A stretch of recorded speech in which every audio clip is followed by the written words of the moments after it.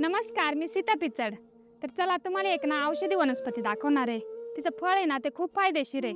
तर चला बघूया. तर हे आहे माळुंगाचं झाड. याला बघा माळुंग लागली ती. ही ना एक औषधी वनस्पती आहे. हे लिंबू वर्गीय झाड आहे. लिंबाच्या झाडासारखंच हे पण माळुंगाचं झाड आहे.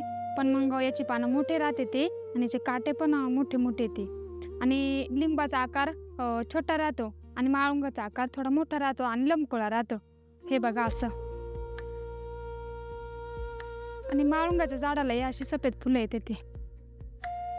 संस्कृतमध्ये ना मातुलिंग आणि हिंदीमध्ये बिजोरा आणि मराठीमध्ये माळुंग म्हणतात ते. आणि कोल्हापूरच्या अंबाबाईच्या हातामध्ये ना हे बीजपूरक फळ आहे. मुतखड्यावर ना आराम मिळतो. तसंच पोटाच्या विकारावर खूप गुणकारी आहे हे फळ.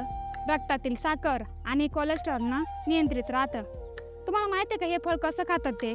तर त्याचं सरबत बनवलं जातं, लोणचं, परत कॅन्डी, वरचं कातडं राहतं ना त्याची कॅन्डी बनवतात ते. तुम्हाला माहित होती का ही माहिती? तर कमेंटमध्ये नक्की सांगा. जनावरांच्या चाऱ्यामध्ये एखादा धातू किंवा तार चुकून जर खाण्यामध्ये जर गेली ना, माळुंग आहे ना ते खाऊ घातलं जातं. त्याच्यामुळं ना धातू किंवा तार ती विरघळते आणि जनावरांना आराम भेटतो.